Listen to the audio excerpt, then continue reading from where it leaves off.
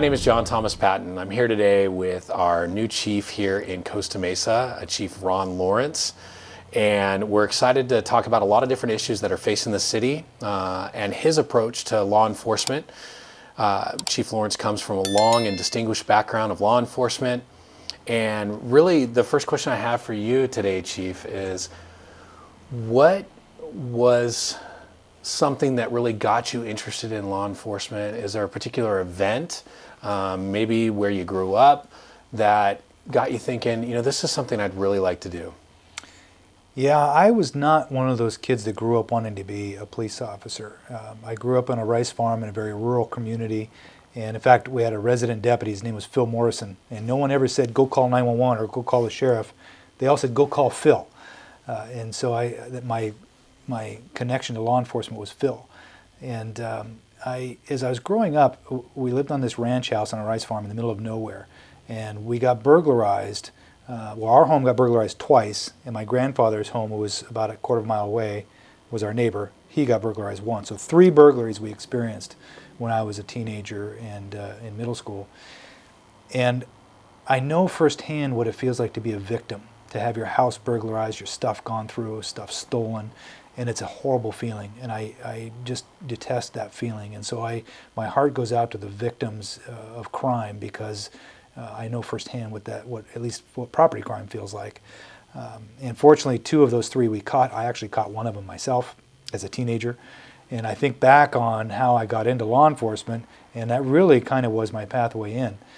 When I got out of high school, I guess having that passion for fighting crime and making sure that there's no other victims out there like I felt victimized really drove me to the Sheriff's Academy in Sacramento. And I was in the academy at 19. When I graduated, I was 20 years old. So that was 32 years ago, and it's been a great career ever since. Several different agencies. I've worked at 8 different agencies, the last 3 as a police chief for the last 11 years. So, Chief, I had an agenda kind of planned out, but in light of recent events with the loss of a recent officer, first and foremost, I want to extend our community's condolences to the law enforcement team in general, and want to let you know that we're on your side. Thank you. We appreciate that. Our thoughts and prayers go out to Huntington Beach and their loss. And when we lose an officer in our profession, specifically in California, and even as close to home as our own county, it's a real loss to all of us. So I appreciate that sentiment. So I've had the opportunity recently to reach out to some of your former community members, both in Rockland and Citrus Heights, and honestly, it's been an overwhelming response and a lot of praise for the work that you did up there and your involvement in the community. That being said, why Costa Mesa? It's a fair question. As I look at my career, I've been a police chief now for 11 years. Out of my 32-year career, 11 of it's as a police chief, and this is my 3rd city. And my first city as police chief was in Rockland, and I was there about 5 years as their police chief. And when you are passionate about succession planning, like I am, you build a team around you that really, you teach them, you empower them, you train them, you really encourage them to be the leaders themselves. And in essence, I worked myself out of a job because I prepared captains to be police chief, and it came a time when I realized I needed to get out of their way for their own professional growth. And that was really why I catapulted from Rockland to Citrus Heights and had that opportunity. And I enjoyed doing it a second time. I built a team. I built a winning team. I built 2 commanders who were ready to be police chiefs. And after 5 years in Citrus Heights, it came a point where I realized if I'm really serious about succession planning and building a team for the future, part of it is the leader knowing when it's time to go, to get out of people's way so that they can pave the path forward. And so I needed a new home to come to. And my wife and I, our kids are all adults now. 3 out of our 4 kids are in Southern California. And so this got us closer to them. And it was just kind of a great match for me and for Costa Mesa. And we're excited to be here. Well, we're excited to have you, Chief. And you mentioned succession planning. What's that look like here in Costa Mesa? Well, we're in an interesting situation here in Costa Mesa because we've got a situation where there's a lot of experienced people, but a lot of them are ready to retire or eligible to retire now. So we really have to be strategic about quickly preparing our future leaders here in Costa Mesa, which means getting them the right training, getting them leadership training, empowering them to feel comfortable about the job that they're in, but also learning the job that they could be in, the next rank above, and making sure that they're prepared to take on those positions. And that takes some time to do, but I think that given the right tools and the right personalities, the right people, the right skill set, we can do a lot of things. And I'm excited about Costa Mesa because we've got a lot of talented leaders here. How effective do you feel that your department has been over the last 6 months since you've been here in fighting crime in Costa Mesa? Well, as the police chief, it took me a little while to kind of do an assessment of the organization and understand as we are structured what's the best model. And we're still in the middle of that, frankly. We're looking at reorganizing the police department to make sure that we're most effective. Because here's what happens. I think not just in police work, but in many organizations and many cultures, as time goes on, you get really comfortable in the framework it's in. And the opportunity with me coming in from the outside is to look at that framework and say, okay, here's what we have in Costa Mesa. Here's what the community's expectations are. Here's what our crime is and our traffic collision rates, for example. Is this model that we've been living since 1953 or whenever, in the last 5-10 years, is this still the correct model? And if not, how can we move things around and change things to be more efficient as a department and be more responsive to our community? And so we're still in the middle of that assessment. But I think as far as successes goes, we've really had an opportunity to do a lot of team building and building a lot of trusting relationships within the organization, because it has to start here first, and then we can permeate out into the community. I've always said this, and I firmly believe this, that who I hire and who I promote are two of the most important things I can do as a police chief. If I hire the right people and I promote the right leaders, then my job becomes much easier, because people will be fulfilling a vision and a mission that is on my mind. And really, Costa Mesa, this is a great city with our crime rate's relatively low. It's safe. There's crime, but it's in the relative terms, this is a pretty good community. And the people who live here want to feel safe, and they want to feel comfortable with their kids walking to the park or playing in the park or going to school. And I think what that requires too, with the backdrop of everything going on in our country right now, with the narrative around policing and the criminal justice system in general, is ensuring that we not only maintain the trust with our community, but build on it. And that really means that I need to hire people who are people-centric, people-focused, who are empathetic, that can lead people better than we found them. And that's really my design moving forward. You mentioned crime, and let's talk a little bit about crime.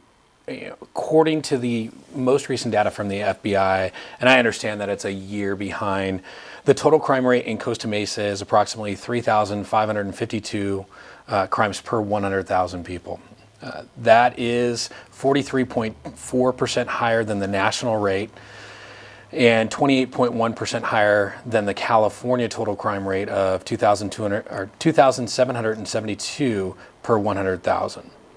The increase in crime, especially property crime, is noticeable in Costa Mesa.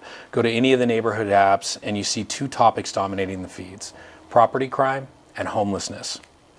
So what will you be doing to help keep us safe? Yeah, property crimes by volume is definitely our biggest crime. Not the most serious, obviously. When you look at the uniform crime reporting, there's eight big crimes that's reported to the Department of Justice, which are those statistics you're talking about. The person's crimes are homicide, rape, robbery, and aggravated assault.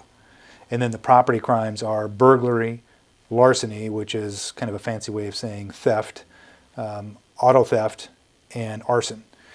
So when we look at those four categories, those are the Part 1 crimes that every agency in the United States reports to the Department of Justice. And every community is different. And here's why you're comparing organizations.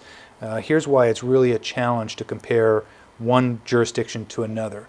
Number one, their reporting might be different. Depending on the type of resources they have or how they interpret the crime. It's not a black and white system. It's kind of like much more fluid than that.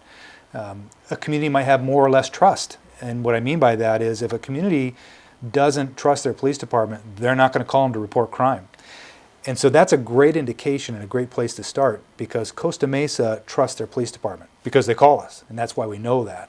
And so we're able to take those statistics and make sure we do something about it the best we can.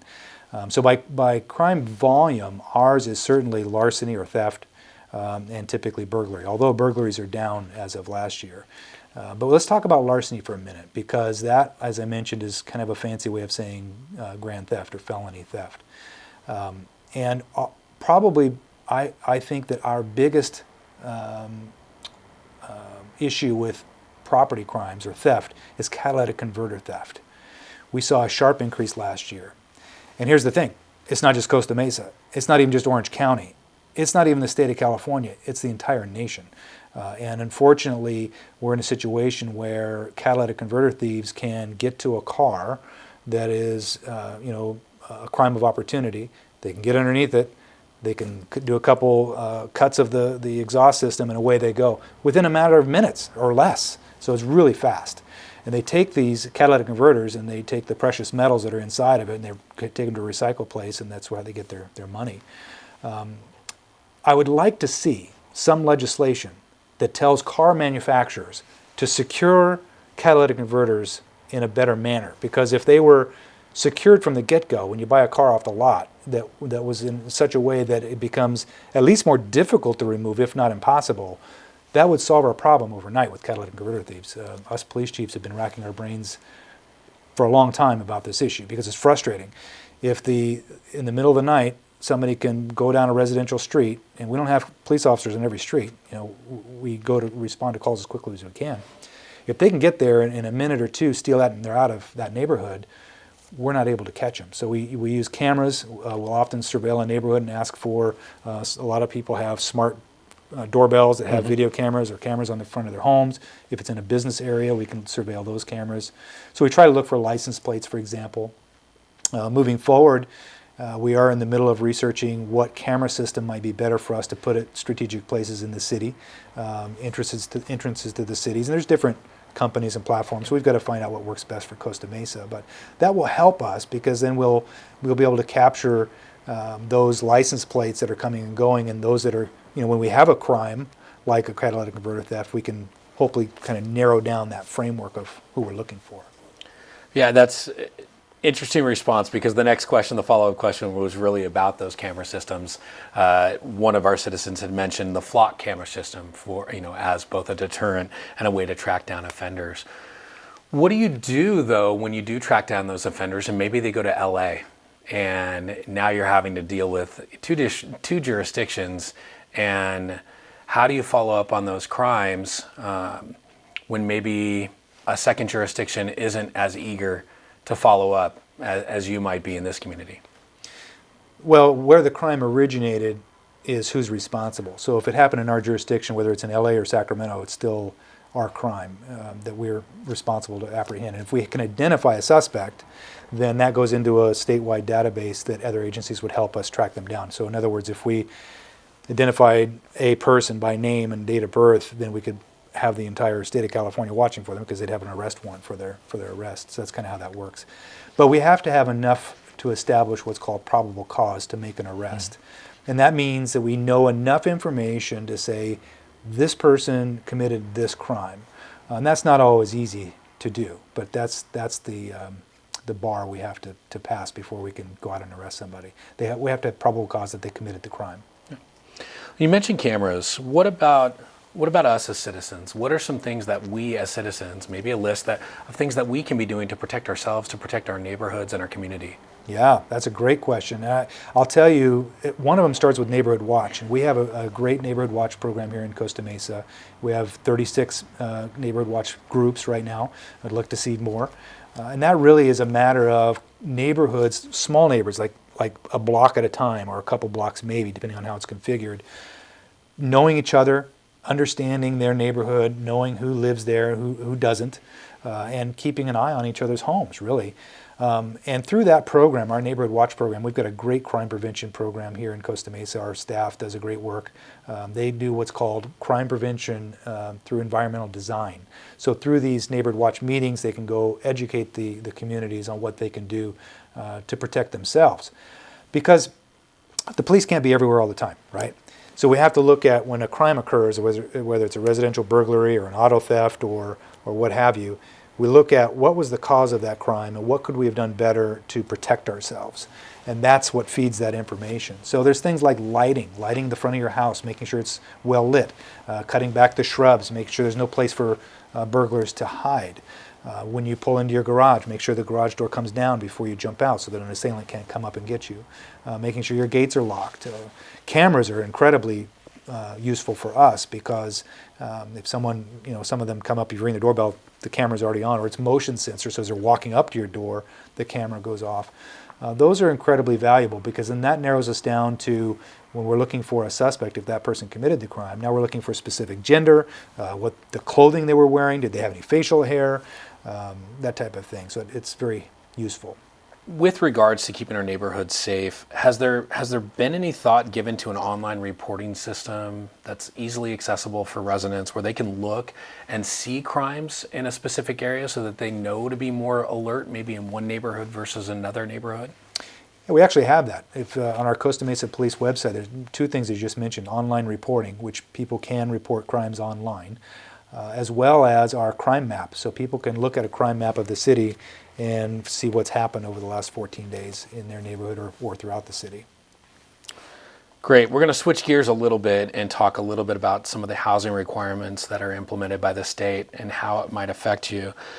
With a RENA requirement of nearly 12,000 units and a corresponding increase of 25 to 30,000 new residents imposed by the state over the next 8 years, and a push by the current council to add high-density housing, what changes do you anticipate the Costa Mesa Police Department having to make as a result? Well, as a community grows, particularly in population, because we're not going to grow geographically, we're locked into our 16 square miles. As a community grows in population, anytime you have people, you typically would want more public safety. So as the population grows, typically your public safety grows with it. Not necessarily just by the number, by the volume, but by the increase in types of crime or traffic. You're going to have more cars on the road, and just kind of an increase in everything. So we'll be watching to see how that goes. I'm not too concerned about it as far as negative impact. It'd just be a matter of volume, because you can have very large cities that are very safe, and you can have some small cities that are not so safe. So it's all kind of relative. And I think our style and philosophy of policing will remain the same, but how we approach it with regards to the volume of people or cars on the roadway, we'll have to adjust for that. And how does that impact your potential hiring goals moving forward? Is that something that you consider? Well, it does. I mean, before we get more positions, we have to go have council authorize that in the budget. So then that's what we do every year. We'll ask for a certain amount of positions and they authorize in the budget, and then we go out and hire and recruit. Recruitment's a challenging topic aside from that, because it's important for us to get the right people into this job. And it's not easy to become a police officer or a 911 dispatcher or a records clerk or animal control. We have a variety of positions in the police department. And recruitment's a challenge right now because just our economy has changed so quickly and so rapidly. Sometimes recruitment's a little bit challenging for a police department. There's been a movement across the country to defund the police, often by people who then hire their own private security. Last year, there were a record number of officers being murdered. Officers are even being ambushed off duty now. Like everyone else, the officers under your charge want to go home to their families at night. How's morale? I think morale here is pretty good. I mean, when I talk to our officers, I'm a new chief, so I've only been here 6 months. They're still trying to understand where I'm coming from and what I believe in. And I think that when I talk to my command staff, my executive staff, we talk about morale. We talk about how people are doing. And really what it comes down to is knowing that they have a leader that cares about their safety, that cares about their well-being, and who's also going to hold us accountable, because our officers know we want to have an agency that has a very high standard, and we do. And the good people who work here want to make sure that we don't have any bad folks that some other agencies might have. So they know that they have a leader that's going to hold us accountable to a high standard, but they also know they have a leader that's going to support them and be behind them 100%. We're out there doing this job that's just incredibly demanding, incredibly challenging, and it can change in a split second. An officer's job is so tenuous that it can, in a moment's notice on a car stop or a domestic violence call, a bank robbery, a burglary in progress, there's so many unknowns. It's a very challenging job. So we want to make sure that we train people to the highest standard we can, so that we're out there performing our job to the very best ability that we can. But at the same time, when we have situations, we need to make sure that, number one, we're doing the best job we can, but two, that they've got a leader that's going to support them when the chips are down. We've had an officer, as you mentioned, in a neighboring city who was killed in the line of duty just this past weekend. And it's in those moments that a leader really steps up and takes care of their troops. And I was proud to see my colleague police chief doing just that in Huntington Beach. The state hasn't done any favors for law enforcement in general. Things have been made difficult. You look at Prop 47, you look at some of the other things that have passed, and these things, by no question, have made your jobs more difficult. How do the officers go about their job on a daily basis without second guessing themselves? A lot of that really comes back to training. If they're confident in their training and they are well trained, then they're going to, by muscle memory, perform exactly as we train them to do it. And if they have that confidence, then they're not going to second guess themselves. That's why training is so critically important for law enforcement. It has become a real challenge, and we don't want our officers, we want them to make sure they're being thoughtful about what they're doing, especially in the area of de-escalation. But at the same time, we need to make sure that they're prepared to take action in that moment, those fractions of a second, and that's why training is so critically important. It is a change. There's a shift. There's been a nationwide shift, and unfortunately, my profession is unique. There's over 18,000 law enforcement agencies in the United States, some 900,000 peace officers. And 18,000 law enforcement agencies, that's 18,000 different ways to do things. California, there's a little over 500 law enforcement agencies and probably 85,000 peace officers or so. And so it's important that as police chiefs, we're constantly working together to make sure that our departments, our policies are intact and follow the law, and that our officers and our staff are well trained to those policies. It's not easy, but what I found with this current generation, the people I hire today, they actually are very excited about the future. It's hard to find those, but the ones we do hire, they're good people, and they're excited about the future. And despite the challenges that I've seen in 32 years, because I think, gosh, I wouldn't want to be pushing a black and white today. But the young men and women that I hire today, they're eager, they're passionate, they understand the scrutiny that's on them. They want to make a difference. They desperately want to make a difference, and they want to answer the call to duty, and they continue to do it. And I'm proud of them. I'm proud of them for that. I've received a lot of questions regarding homelessness, homeless encampments. You've seen the increase in homelessness. We can all see it not only in Costa Mesa and Los Angeles, all over the state of California. For us, it's especially problematic along the county portions of the riverbed. And these encampments really do present a danger to the West Side residents, and it's something that they are concerned about.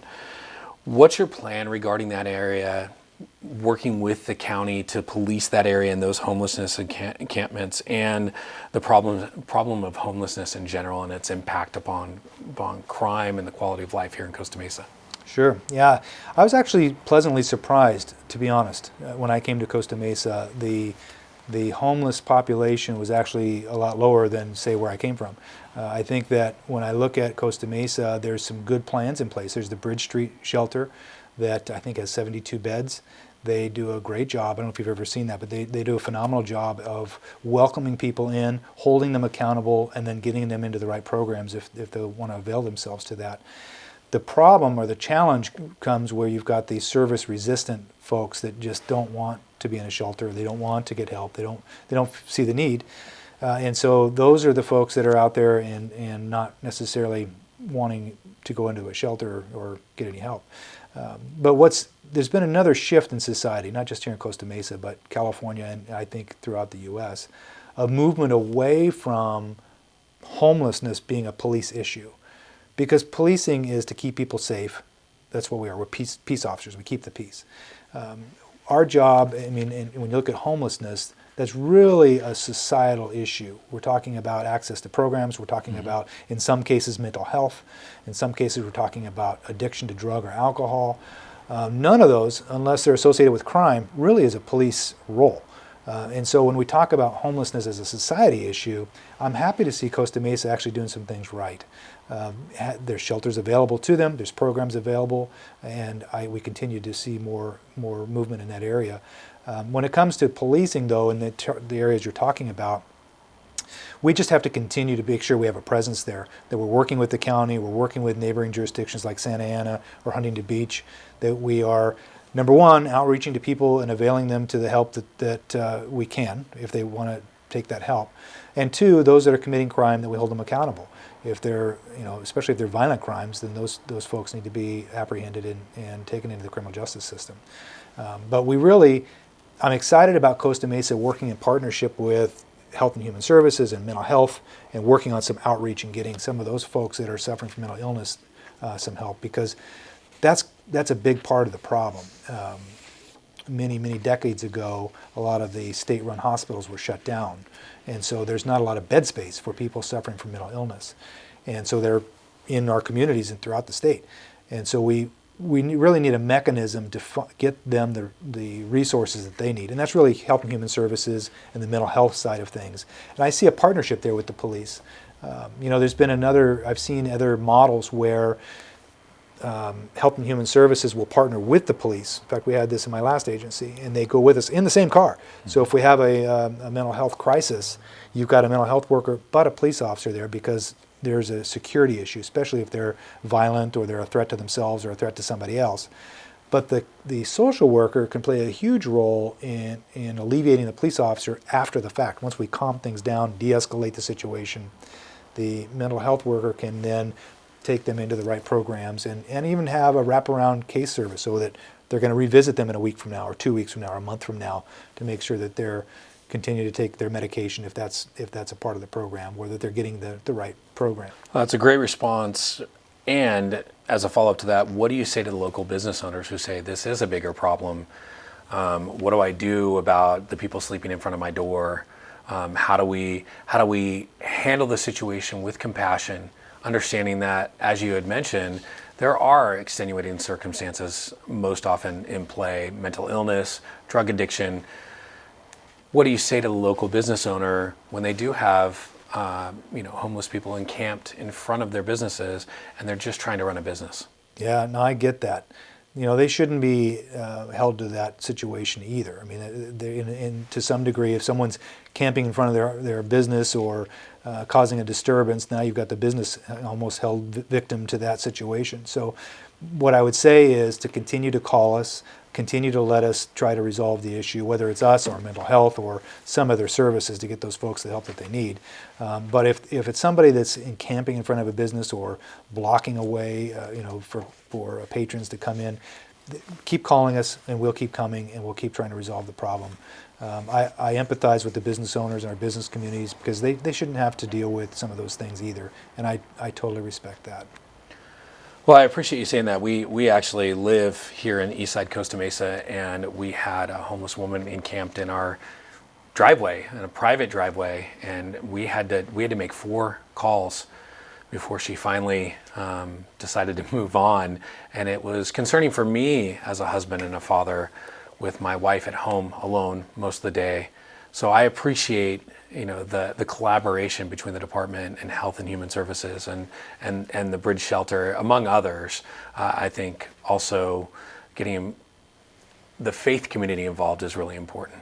Yeah, agreed.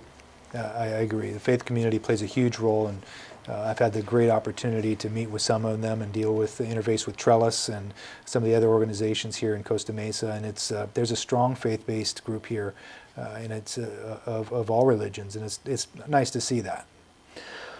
What do you anticipate with the growth of the city and everything that's going on? What do you anticipate are the hiring needs for the department, let's say in the next 5 years? Well, as is right now, I mean, we are in a hiring mode, not just for police officers, but dispatchers and other staff members, like I mentioned, records clerks and community service officers. I think as the city grows, the police department and other departments within the city have to grow as well. It's government's here to serve the people, and as the population grows, then the government has to grow if we're going to continue to maintain the same service level. Because if we don't, then the service level has to get cut. It can't be both ways. So if we don't have enough people to provide the services, then we just have to do less services, and we don't want to do that. So we have to make sure we keep up with the pace of growth. Got a couple questions about things that are kind of unique to Costa Mesa and things that have been topics of interest recently on some of the social media applications. The first is in regards to street sweeper. There is some confusion with the street sweeping now that it's come back into play. People are wondering if the street sweeper has already come by, are they allowed to park on the street after they've already gone by and swept that particular street, or do they really need to pay attention to the signs that say no parking between 10 and 12? They have to honor that, no parking between 10 and 12. Right. Well, I know what the sign says, I know what the ordinance says, and I know that we suspended that program through the pandemic. And it was suspended, I think, for some months, if not a year or more. So when we brought it back, the intention was, because things shifted. Now we've got more people working from home, and where do they park their cars, and I think City Council at the time was trying to be fair and objective of what does that look like today, because the whole society kind of shifted, and many people not working in the office anymore. So now the intent is that we have parking aids with the street sweeper, and this is the way we've been doing it now for some months, trying to keep up with the street sweeper and issuing citations when the street sweeper is present. Now that could be, we're going to try to stay in front of the street sweeper, could be within a couple of blocks, but it's not necessarily a black and white, street sweeper's gone, so we're not going to get a ticket. But we're generally going to kind of try to keep with the street sweeper. It could be within a couple of blocks, as long as that's the intent. But the intent is to kind of give a little bit of relief to the community in parking their cars. Okay. And as a follow-up to that, for a long time, illegal fireworks have been a problem in the city. I know that the city states that we have a zero tolerance policy, but yet every year it's still problematic. What is your plan going forward to deal with the problem of illegal fireworks in the city? Yeah, let me start by saying in 32 years I've worked for 8 different jurisdictions, 3 of them as a police chief. Every jurisdiction in California has an issue with illegal fireworks. I shouldn't say every. I'll say the lion's share of jurisdictions have issues with illegal fireworks every year, particularly around 4th of July and New Year's. It is not uncommon. It's not specific to Costa Mesa. This is all over. And so, really a lot of that's where they're being imported from. And you can go across state lines and bring stuff over that aren't supposed to be in California, but that's another story.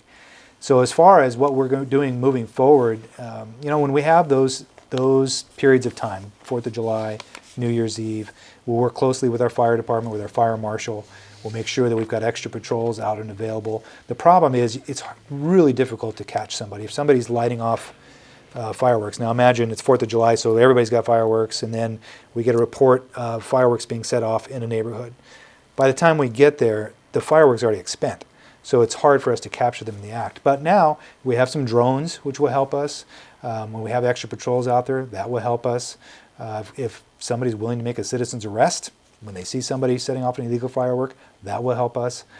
So that's really part of what we're doing. But the real part, the real meat of this is how are they getting here? So undercover operations to solicit purchases of illegal fireworks have happened, and we've captured a lot of people selling illegal fireworks online, and then we can retrieve those fireworks and destroy them. Chief, it sounds like you've got a great plan going forward with Costa Mesa, and you've done some great work in your previous career, and we really appreciate that and appreciate having you here. That being said, we know that you're a family man. You obviously care about your family. You care about the communities that you've served. So I wanted to get into who you are as a human being a little bit and allow people to get to know you. So what are some things that you're passionate about in your life, in your personal life? Well, you mentioned family. You know, my wife is my best friend. She keeps me straight.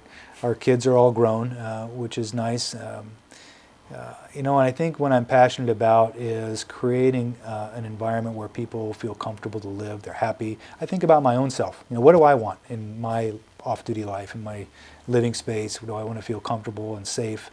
And I want to work to provide that for the 115,000 people that live in Costa Mesa and the businesses that work here. You know, that environment, and it takes really, and that's why I enjoy this, because it's a personal feeling. I don't want them to know Chief Lawrence. I want to know Ron Lawrence, and Ron Lawrence is a person just like you. You know, I live here too, and I go to the same grocery stores that you do. I run my golden retrievers through your neighborhoods, so I'm in this with you. And our police officers that we hire, our dispatchers, when I hire somebody, I'm passionate about making sure that they're in it for the right reasons, and it's about service. It's about people-centric, and being empathetic and helping people be better than we found them. And if we hire and promote to that standard, we're going to be in really good shape. You know, I grew up on a rice farm. My parents were rice farmers, and I went to a really small school. I think my senior class had 47 kids, so it was a really small school. And everybody knew everybody, and that held us accountable to each other. And I guess with that backdrop, I think of myself as somebody who's just put in this position for a period of time to do the best job I can to make this the safest community possible. And that's my mission. Are you involved with any local charities, anything that you or your wife feel passionate about personally? We were up north, but here, I mean, of course, we've only been here about 6 months, so we're looking forward to getting involved with some. Trellis is one I mentioned, and that's always going to be good. Rotary's always a good one. The Shriners Hospital we've been involved with in the past. Those are some good charities. All right, and we're going to finish up with a question I've been wondering about, but you've been here for a little bit now. What are some local hot spots and favorite places that you and your wife have discovered? Well, let me start by saying I've gained 10 pounds since I've been here because there's too many incredible restaurants. There's, I mean, just about any variety of food one could ask for. This is the place to be. So we're still checking that out. We went on a mission for a while to find the really good pizza places, and we've probably tried out, I don't know, half a dozen, and they're all good. That's the problem.